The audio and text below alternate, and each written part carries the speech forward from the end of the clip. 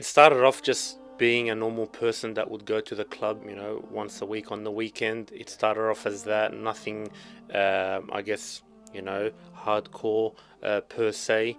And then slowly, I got poached to actually be a promoter. So that's how it started, that they saw maybe the personality that I had, the people that I was bringing in. The management kind of poached me. They said, you might be a good fit, for someone to actually promote our club. And in turn, we'll give you incentive, we'll give you money per head that you bring in, we'll give you free drinks.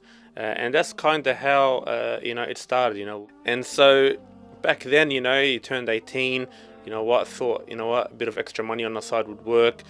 You wouldn't have to pay money for, alcohol that people would pay exorbitant amounts of money for.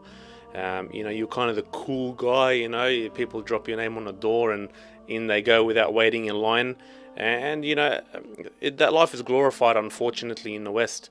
And unfortunately, that lifestyle, it dragged me in from about 18 to about 24. And I guess as every year progressed, I moved on to different things, so other opportunities open up as they would working in a particular industry. From clubs, it turned into concerts. So, whenever they had like Usher or Chris Brown come out, these bigger concerts would ask me to promote for them. Unfortunately, along the way, I did get caught up in different vices. You had, unfortunately, drug abuse, you had alcohol abuse, there was gambling, and obviously the other vices that come along with this lifestyle. So subhanallah, it came to an end at the age of 24. I had my 24th birthday party, booked out like a club in the city, had a table, typical Australian, you have a hotel room, you have a table, and unfortunately I didn't see the night through. I ended up having an overdose of alcohol and drugs, passed out. Night ended quite fast. Woke up the next morning, don't know what had happened, saw videos of myself, being circulated around friends and online, and I just thought to myself, was this really the lifestyle that I wanted for myself? I was engaged in this, for about 6 years.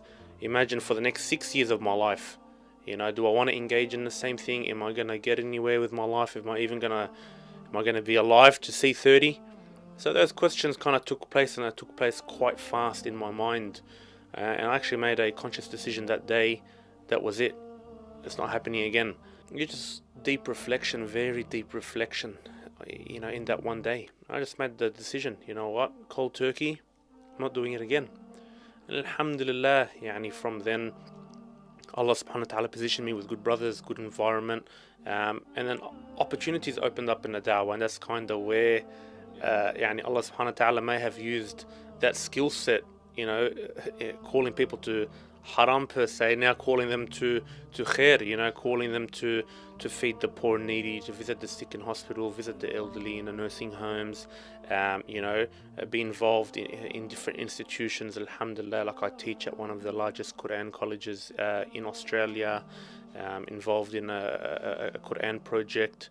So I feel like Allah subhanahu wa ta'ala took me through this journey in His ultimate wisdom, and allowed me to see the other side. Unfortunately, I knew a lot of people that never saw that side. That unfortunately passed away in that scene. So, alhamdulillah, I'm very grateful. And like Allah mentions in the Quran, لَإِن شَكَرْتُمْ لَأَزِيدَنَّكُمْ. And if you are grateful, I will surely give you more. And so this is a very popular ayah that resonates with me, because I'm very grateful that Allah subhanahu wa ta'ala didn't take my soul at that point in time.